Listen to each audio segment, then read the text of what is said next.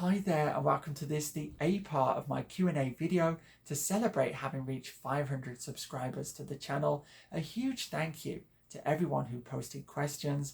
I'll go through them in no particular order and we'll kick off with Diane, who actually asks 3 questions, all concerned with life in the UK. Do you often go back to the UK? No, is the short answer here. I left in 2003. First I spent a year in Dublin, then 2 years in the US, then down into Central America where I spent around 5 years before finally reaching Taiwan where I settled. And in those 20 years, I've probably been back to the UK 3 or 4 times. The last time was in 2016 for my honeymoon. We had a wonderful month, 1 week in London, 3 weeks spent traveling around the country visiting family and friends, but nothing that happened during that trip stirred any great wish on my part to return to England and to attempt to restart my life there. When our time was up, I was more than happy to board the plane and come back to Taiwan. What do you miss most about the UK? Well, in truth, not very much, but that's probably because I live very much in a bubble out here in Taiwan, a cultural bubble of Englishness. I doubt whether anyone watching this channel would be able to discern from my accent or my mannerisms that the disappointed man hasn't lived in England for over 2 decades. I'm as English as it gets. It doesn't matter where I am. However, there are things you can't take with you when you leave, and these are what I miss. I would pick out the climate and the landscape. Now, I know the English climate is much maligned. However, look at it this way. When it rains, it doesn't rain too heavily or for too long. When it's sunny, it's not that hot. It's just pleasant, and you're not attacked by clouds of mosquitoes. And in the winter, you're occasionally blessed with snow. However, here in Taiwan, the climate is so extreme. It's hot and humid all year round. The only variety comes from whether there is torrential rain or not. The summer is absolutely brutal. Temperatures regularly get up above 35 degrees C, and it's hot from the moment you wake up, well, until you wake up again, because even in the nighttime, it can be over 30 degrees. I've never managed to successfully adapt to this weather. Then you have to throw in the typhoon season and, of course, earthquakes. Let's not forget them. So the climate and then the landscape. I love the gentle, green, rolling landscape of England, which for me is typified by the Chilterns, which are absolutely beautiful. But then there are the forests, the Lake District, the Peak District, and the coast. I lived on the coast of Devon for a number of years in a seafront apartment. Let me show you a picture. This is Teignmouth. I had a wonderful time there. Which part of the UK are you from? Well, I was born in the city of Birmingham, but while I was a child, my family moved twice, first to the nearby town of Tamworth, and then to a village just outside of that town. And that is where I spent my formative years. Geographically, it's the centre of England. It's close to where Shakespeare was born and Dr. Johnson. And looking back, I'm so grateful for having grown up in the countryside, spending the majority of my time outdoors, and those many hours I spent sat on the riverbank fishing are among the happiest of my life. 999 Show asks, what is your favourite Charles Bukowski novel and poem? Now, his poems I'm not so familiar with, even though I owned a lot of them over the years. They were in these collections that would mix poetry and prose, and I always just read the prose. But Born Into This is particularly good. I'll link to Bukowski reading it himself. Then of the novels, I believe I've read all of them, and the pick for me is his autobiography. It's a Bildungsroman, effectively, Ham on Rye. It's just the best of his writing. His father is an absolute monster. It's so raw. It's so authentic. It's classic Bukowski. So that would be my pick. One of the best autobiographies I've read, Ham on Rye. Okay, next, Kabbalistical asks, what poems, poets and poetic forms do you admire? Well, of the 3 main genres of poetry, narrative, lyric and dramatic, my preference is for the narrative form, so that obviously influences my choices. Such poems as Sir Gawain and the Green Knight, The Fairy Queen, The Lay of Marie de France. I made a video about these. Piers Plowman. Also, then poets like Dryden, Pope, Milton, and the Romantic poets. If I rank the big six for anyone who's interested, I would have Blake and Shelley at the top. I particularly like Shelley's Alastor and Blake's prophetic poems. Then it would be Keats, works like Hyperion, then Byron, the Giaour, Childe Harold's Pilgrimage, of course, Coleridge with his Rime of the Ancient Mariner, and bringing up the rear, Wordsworth. For 20th century poetry, I'm not so well versed in this, but I would just pick out Philip Larkin, Lewis MacNeice, and T.S. Eliot, who not only produced The Wasteland, of course, but I really do love his 4 quartets. Next we have Sleeping, who asks, what's the weirdest book you've ever read? Now you do have to bear in mind that I went to art school where I spent 3 years being introduced to the historical avant-garde, so I've seen a lot of very strange books, so I won't choose too many out there examples. However, I will pick out one that regular readers of fiction will probably not be familiar with, and that is Tom Phillips's Humament. That title comes from him playing with his found text, which was a Victorian work called A Human Document, and basically he produced a treated novel, and he did many versions of this over the years. Sadly, Tom passed away not long ago, so I would recommend that to anyone who's interested in weird books. Then I also have one example here which I've shown in previous videos. It's the famous Book in a Box by B.S. Johnson, whose work was characterized by experimenting with the book form itself. So in his Alberto Angelo, he had windows cut in the text so you could look through and see what was going to happen sometime later in the novel. This one you can read in any order you wish, but if I choose more kind of conventional fiction, then I do have some good choices here. Firstly, Flann O'Brien, The Third Policeman, is an extremely weird and very funny work.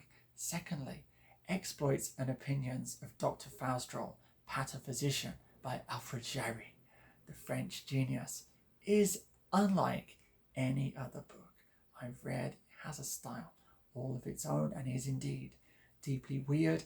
And then perhaps the master of the weird, Philip K. Dick, whose books are full of strange ideas. And my favourite example is Flow My Tears, the Policeman Said, which has this very strange plot where it's not clear if the events are part of the drug experience of one of the characters or whether this drug experience has changed reality as a whole. Just ponder that for a moment. Yes, deeply weird. Sleeping has a second question. Do you watch any other YouTubers? And the answer to that is yes. I follow a bunch of political channels because I find the mainstream media basically unwatchable and unreliable. So I'll watch The Grey Zone, Chris Hedges, Matt Taibbi, Lee Camp, Glenn Greenwald, these kinds of figures. And then there are booktubers that I follow also. I've already tagged and mentioned them enough over the last 12 months, so I won't repeat their names again here. However, I will tag them in the description. Okay, Painbow asks, do you plan to write a novel? Now, in 2007, when I first arrived in Taiwan, I still very much thought of myself as a writer. It was at the centre of my identity, and all of my proudest achievements were connected with writing. Dramatic monologues I'd written were performed by the National Youth Theatre, a short story was published by the British Council, and I'd had short pieces in the London Review of Books. I'd even had the offer of a deal to produce a novel. I went to a meeting in Soho Square in London with ICM. It was on the table and I turned it down. And in the 15 years or so since, I've never regretted that decision. There were three main reasons I said no. Firstly, I didn't really wish to write a novel. I much preferred writing short stories. Secondly, there was the promotional activities one had to engage in, and I lacked the self-confidence to do that. And lastly, two of my closest friends were novelists, and I'd had the chance to observe firsthand the process of taking a book from concept to publication, and that had stripped being a novelist of any romantic notions that may have attached to it. Speaking now, I no longer see myself as a writer. It's not at the center of my identity anymore. It's a teacher that I've become. And so the answer would be no. I don't imagine myself writing a novel. However, one never knows exactly what the future will bring.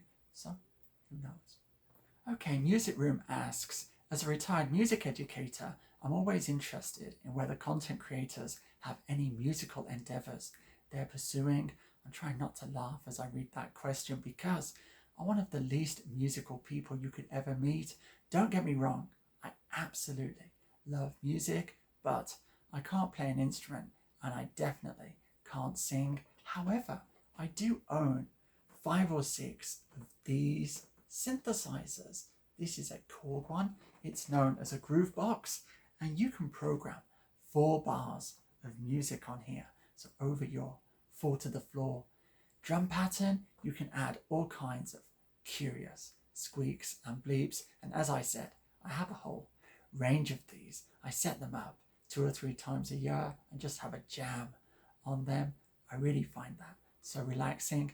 Thank you so much for that question, Music Room, because I would never have had any reason to show that side of myself on the channel without your inquiry.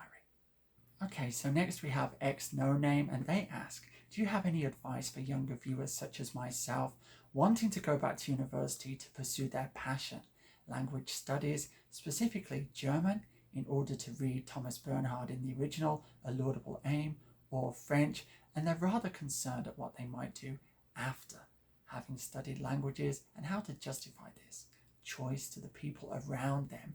Now, I would say, how can anyone doubt the utility, the wisdom of learning languages, even if afterwards you don't have a job that is directly drawing upon your language skills? You'll still have a greatly enhanced view of literature and also the opportunity to go and travel in the parts of the world that use those languages. So I would say, don't worry so much about that. If I take my own example, look at all these books behind me. I have a couple of thousand.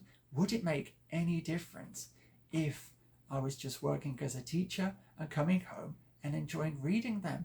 I don't really have to be doing a PhD or teaching in the university in order to take pleasure in the skills and the knowledge I've acquired. It's the same regarding my own language skills. 5 years in Central America, I'm able to read Spanish books. I'm still reading them. It doesn't matter that I'm living in Taiwan. I can still get pleasure out of these texts. Similarly, I'm trying to improve my French to the same level as my Spanish for a similar reason. Not because I'm going to meet lots of French people out here, but I want to engage with French literature, just like you, in the original. So I would try to see it more broadly than just a career path. Okay, I hope that helps. Next. Okay, Arata asks, when and why did you move to Taiwan? So in 2006, I was living in Guatemala and I met the Taiwanese ambassador there. And he invited me to a Chinese New Year celebration. And it's here that I got my first taste of Taiwanese culture. I made my first feeble attempt at using chopsticks. I had my first dumplings and I met a roomful of Taiwanese people, and they were all encouraging me to visit the island if I had the opportunity. And that's really why I came here for the first time. When I arrived, yes, I experienced deep culture shock. It was my first trip to Asia, and this place was like nowhere I'd ever been before. However, it was also very friendly, and it was easy for me to settle, to find work, and begin building a life here. And comparing Taiwan with Guatemala, it's so much more developed that I felt I had a much greater chance of realizing my ambitions out here, and that has proven to be the case as the years have passed. Okay, to finish with, we have 8 questions from the same person, Anna. Thank you for these. First, why did you create a YouTube channel? Well, when I finished my master's, there was an interlude when I could not be sure if I would get a place on a PhD program, and so in my free time, I began posting videos about literature. I had no idea that a year later, I would be, the proud owner of a thriving booktube channel. But here we are. I've really enjoyed doing it, and looking ahead, I just want to keep growing this project. It was started from the purest of motives, and it will continue in that vein. And it was always my belief that it wasn't just students of English literature in university departments that wanted to hear someone talking about books, but there was, what shall we call it, a lay audience out there in cyberspace who would be equally, if not more, interested in what I had to say than my classmates and my instructors. Do you have any plans to move to another country? Not at present, but of all the places I've visited during my travels, the one city I would love to live in is Edinburgh. I just love Edinburgh. Its architecture, its people, its intellectual atmosphere, its bookshops, and its scenery. So there's the answer, Edinburgh. Who are your favourite musical artists / albums? Now, I've had to make a little list to help me here, but my favourite genres of music are punk, post-punk, art rock, and electronic music, and the band that's meant the most to me over the course of my life is definitely Joy Division. Their 2 albums, Unknown Pleasures and Closer. I was listening to them again just today. I just love them so much. But then I also love The Ruts, The Dead Boys, Loop, Magazine, Talking Heads, Tuxedo Moon, Perubu, Yellow, and Yellow Magic Orchestra. And the best band I've seen live is definitely Sonic Youth. Those were not just gigs. They were basically religious experiences, and their double album, Daydream Nation, is also one of my favourites. Have you ever felt an aesthetic shock standing in front of a painting, a sculpture, or any other work of art? The answer here is yes, on multiple occasions. The first time was when I visited Edinburgh and went to the National Gallery of Scotland, and there, in a dimly lit corner, I suddenly realised I was face to face with a self-portrait by Rembrandt. I was absolutely dumbfounded. I was stupefied. And yes, part of the effect undoubtedly was the aura around this painting that Walter Benjamin writes about in his essay, The Work of Art in the Age of Mechanical Production. You've seen an image reproduced so many times, and then you encounter the original, but it was also more than that. It was just so impressive in its own right. It was this completely unpretentious work of genius by one of my favourite painters.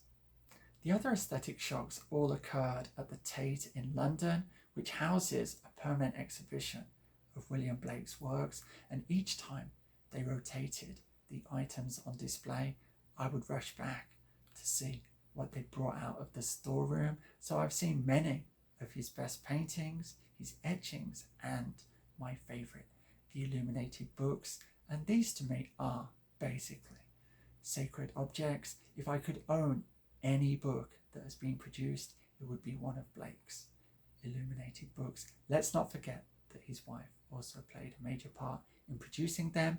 Downstairs, there's a room that contains 3 of my favourite paintings, Millet's Ophelia, and right next to it, Richard Dad's The Fairy Feller's Masterstroke, which, if I show you an image on screen here, you just will not get any sense of how magnificent this painting is. It must be seen in the flesh to be appreciated fully. But across the way was perhaps the greatest painting in that room, The Lady of Shalott by Waterhouse. It's simply enormous. The boat is big enough, pretty much, for you to climb into should you wish, and it's just an exquisite work of art. All three of those works produced a massive impression on me. When I went to see them, I took my wife there to look at them on our honeymoon. What do you enjoy most about living in Taiwan? Married life. Okay, the next question. As you are very busy, I wonder what an ordinary day in your life looks like. Okay, so I'll use this semester as an example. Wake up, make my breakfast myself, catch up on politics while I'm eating that, then come into this room and spend a few hours on research for my PhD. My mind is at its sharpest in the morning, then a light meal and off to work. When I come home, I'll have some fruit or some oatmeal. Then I'll start reading and researching and recording content for the channel, start to wind down around midnight, and then begin preparing for bed. If I have classes, it's a little different. I'll be getting up very early and going off to those. If I was tutoring undergraduates, I'd do that online, but sometimes I'd also go into the department, but that's pretty much it. Very, very ordinary. Is there a book so funny that it makes you cry with laughter? Well, I've just reviewed one for the channel, Ryu Murakami's 69. That really did have me crying with laughter. However, it's rather juvenile. In terms of consistently making me laugh out loud, I would choose Evelyn Waugh. He's absolutely out of fashion, and this book, Black Mischief, would be cancelled today. There's no chance this could be published in the current cultural climate. But not only is he a superb writer, but he's wonderfully funny. So yes, Evelyn Waugh. And the final question, if you had a time machine, which era and place would you visit? Well, I'll choose two here. Ancient Egypt and the Aztec Empire, both at the peak of their splendor. I don't think I really have to justify those choices. That would be absolutely amazing. If it was a question of just going back in time to visit a particular historical figure, I think I would have dinner with Oscar Wilde. Okay, that concludes this Q&A for 500 subscribers. I hope you enjoyed it, but for now, all that remains is for me to bid you farewell. So, until the next time, be safe, be strong, nanu nanu.